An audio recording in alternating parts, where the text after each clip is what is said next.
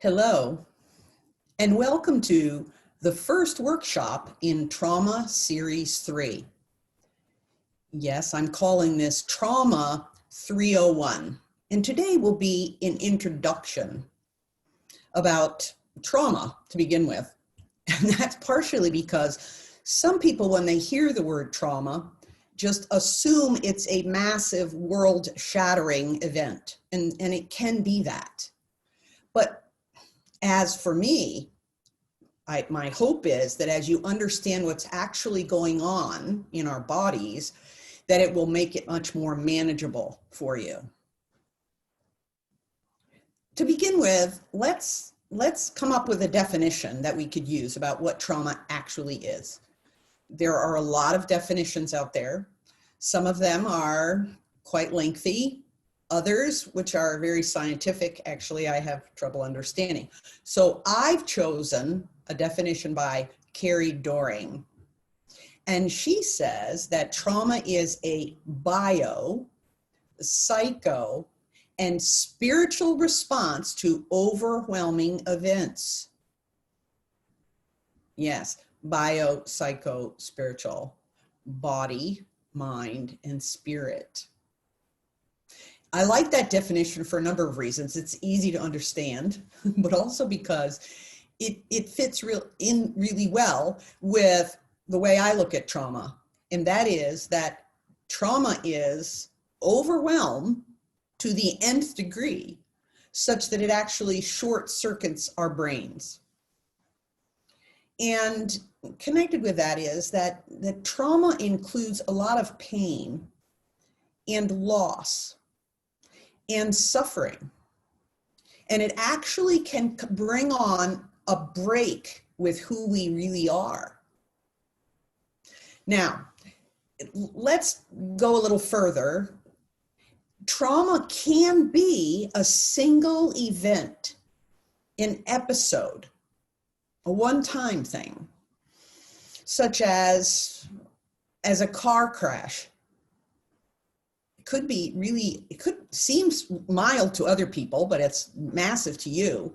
Or it could be one that is just totally destructive.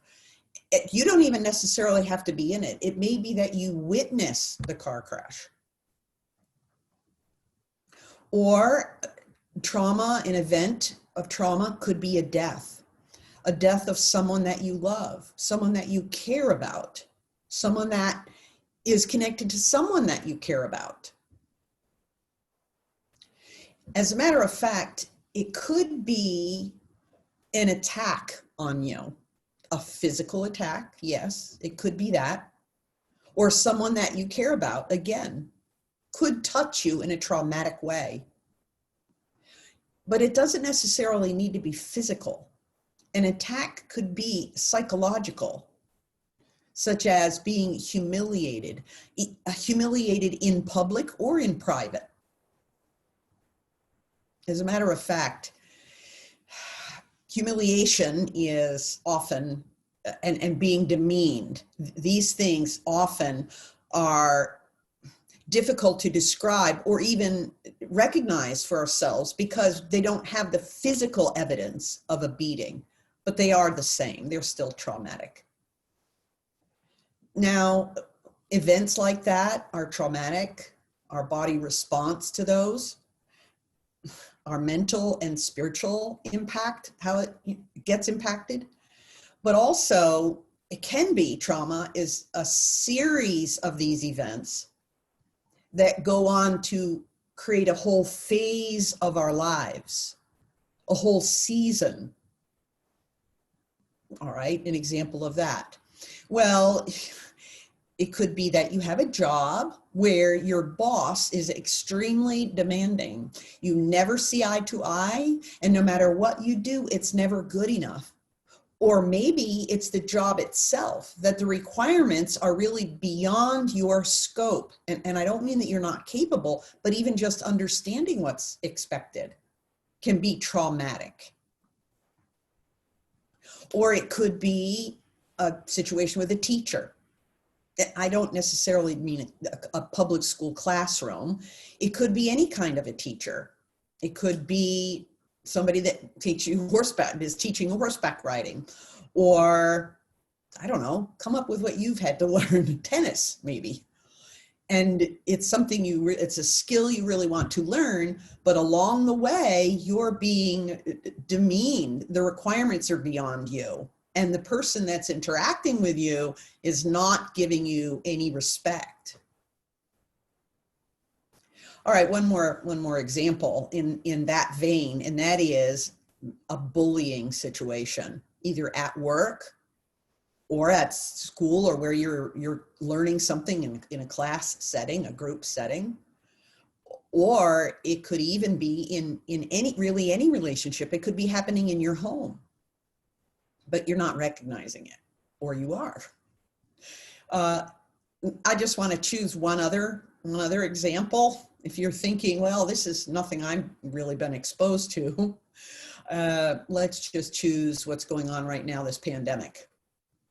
Yeah, impacting the brain and the body and the spirit. Sure.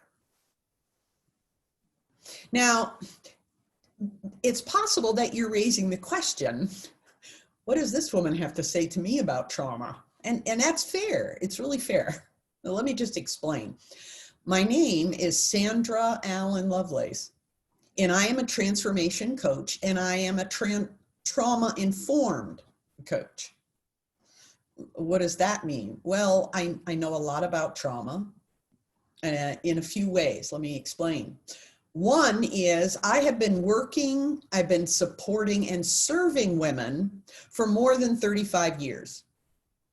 And I've done so in a variety of settings in an international basis in around 50 countries, in different settings and circumstances, languages and customs and heritage.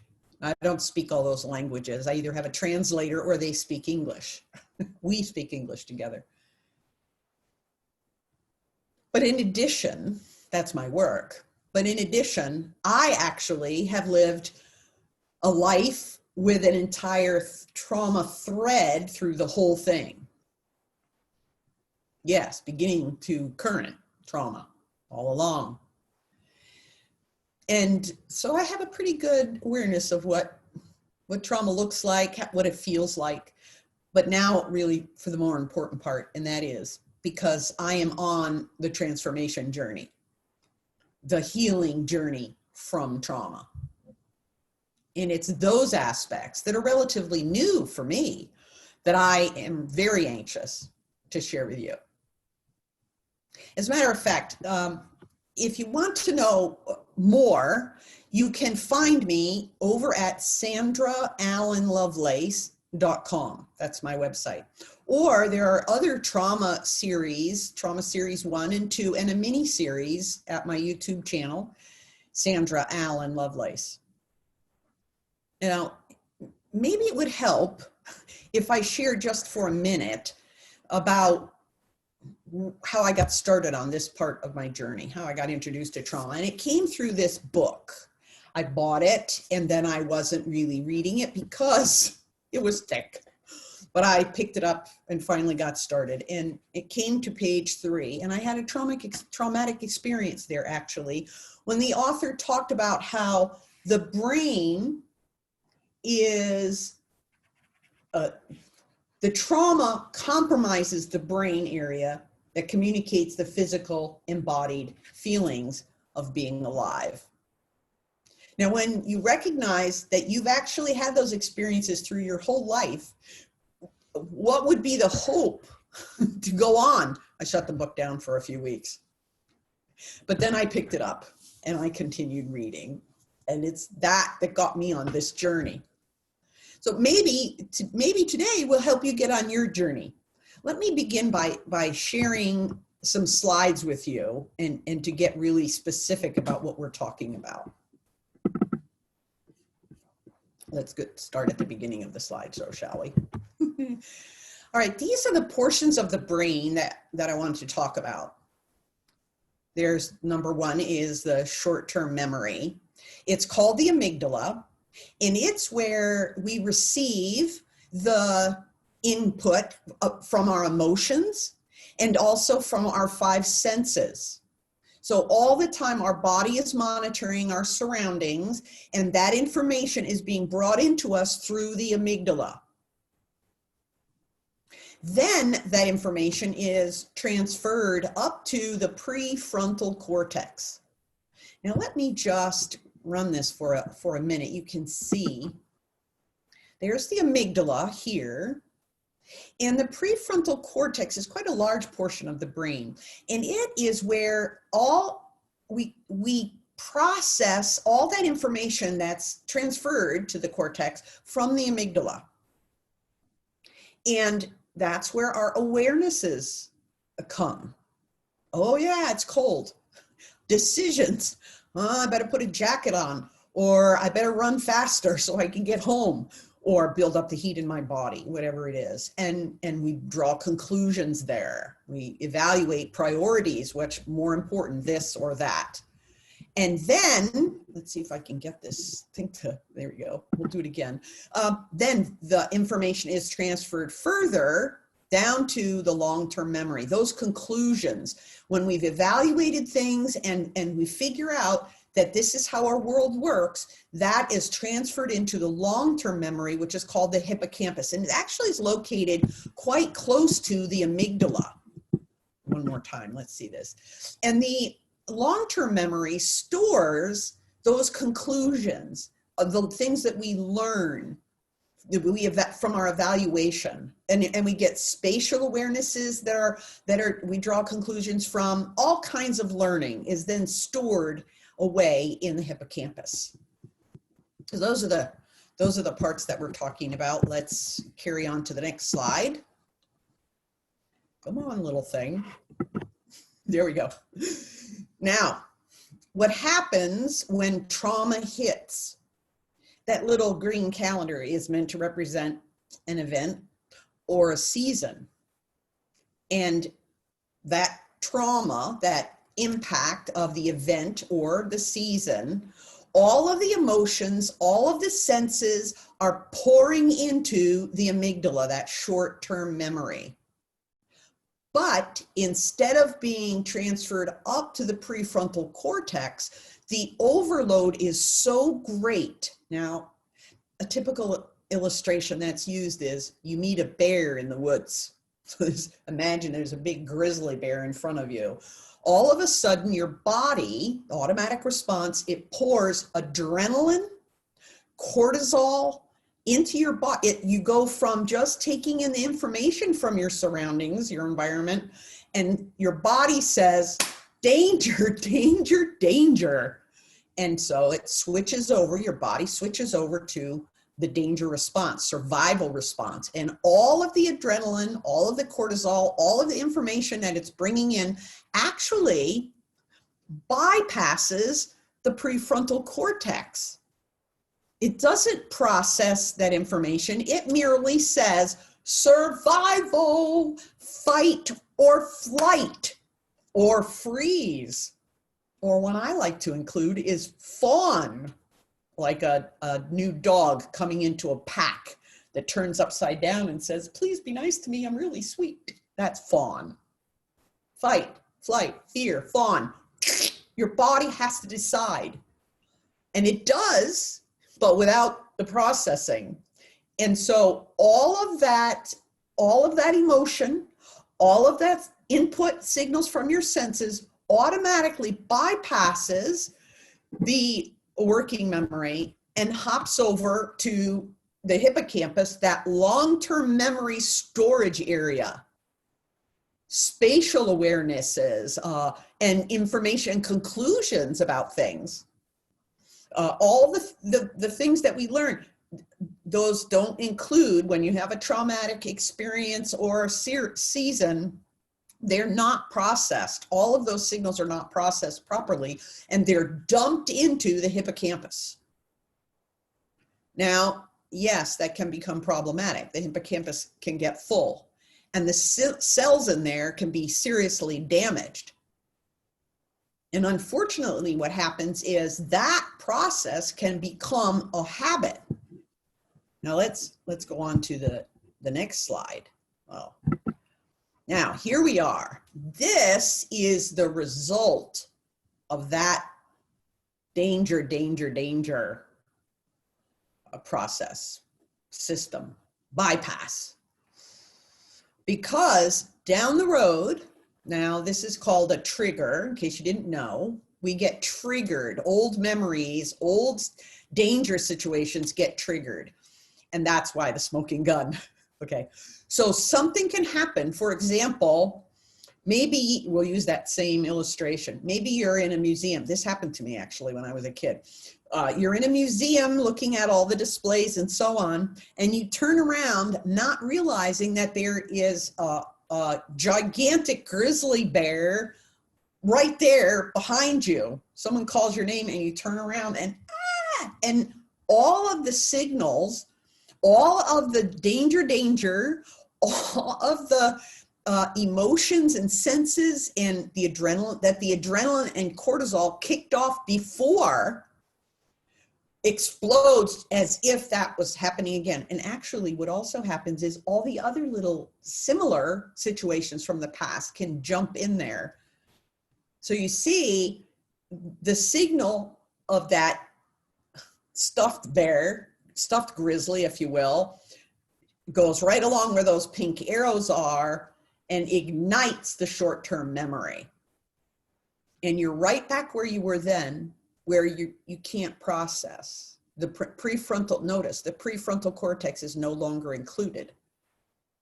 And so when you have that confusion and really struggle, that's exactly what's going on. This is called PTSD, actually. It's what happens when someone, and well, this is where the title, where that term comes from. Post-traumatic stress disorder comes from military people who came back from a war situation and heard maybe a car backfire, and they suddenly think they're back at war and they go right back into the behaviors that they had at that time. Very difficult. All right, well that's enough of my slides. I hope that's helpful to you. Good.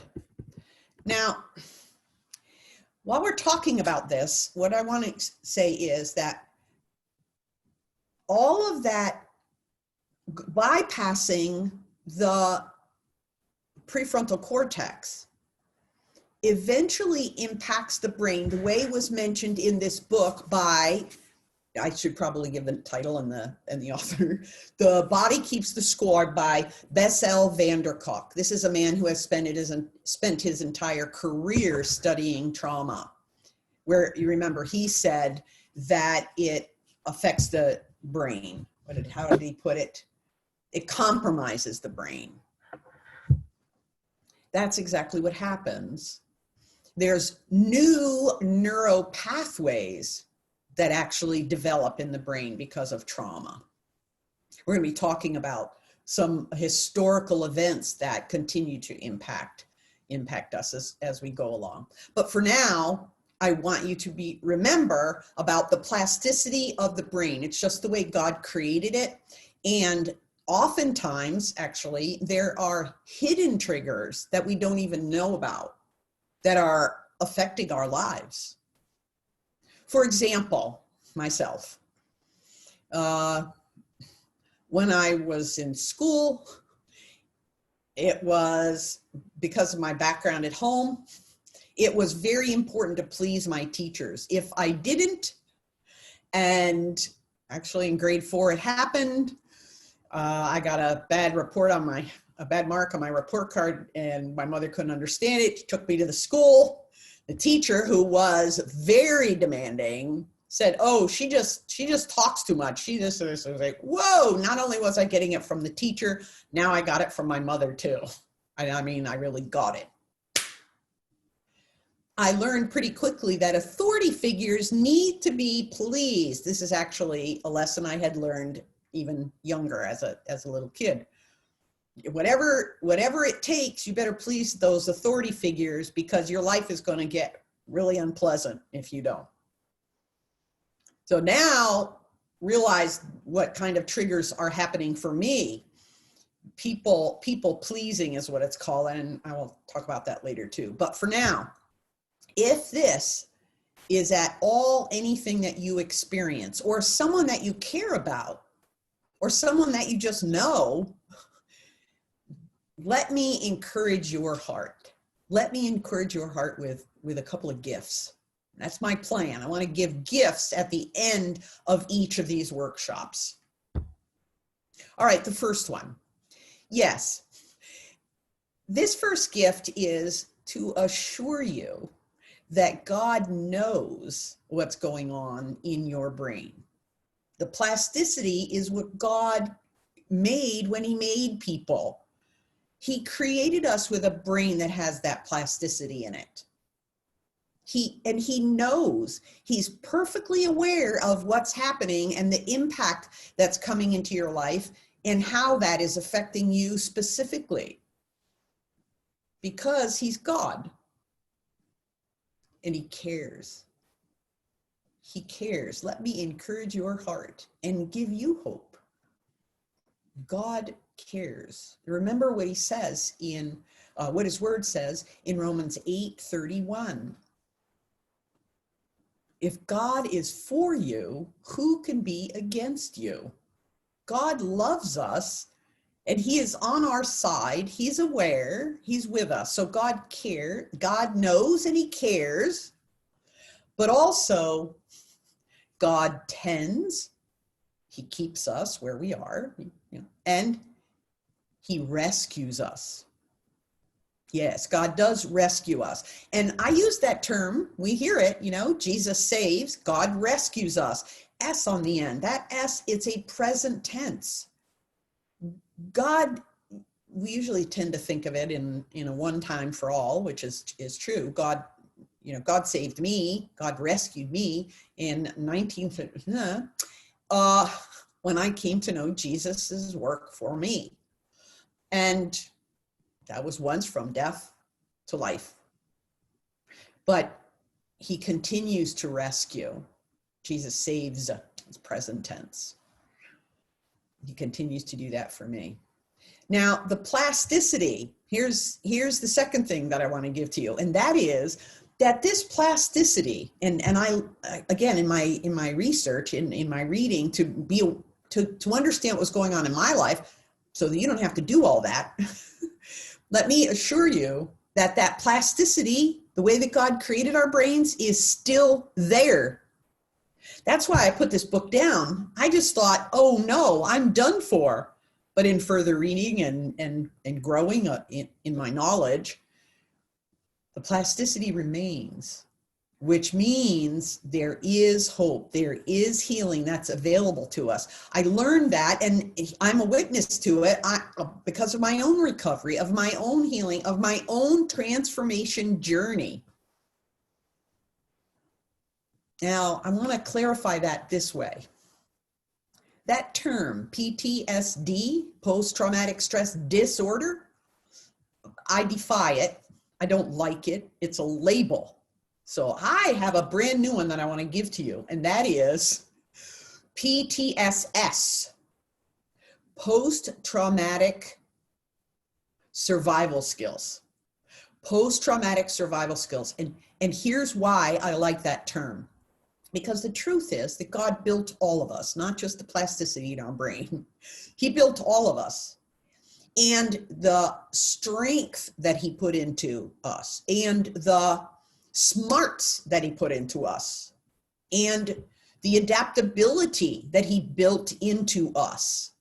I just know that I know that those very things are what kept me alive through this, I'll call it a season, a lifetime experience with trauma. And those are the exact same skills, the same survival skills that he will use for you in your recovery and healing and transformation. The strength that has kept you, the smarts that you have, and all your decision making along the way built on that strength too, and your adaptability. It's exactly the skills that we need as we move forward in our transformation journeys. Now, my healing continues to different levels, and I'm really happy to report that I don't have that authority figure.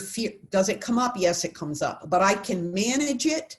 And not only manage it, but I have noticed, and this is really the significant piece, I have noticed that it doesn't come over me, not so much anymore. And it's in my reactions, my trauma reactions are improving dramatically. Not only there, but in many other areas, the healing going deeper and deeper. All right, that's something, a specific strategy is something I'm going to share with you next time when it will be Trauma 302, Personal and Family History. You'll learn a little bit more about me there, and I trust it will bless you as well. All right, thanks so much, and see you next time.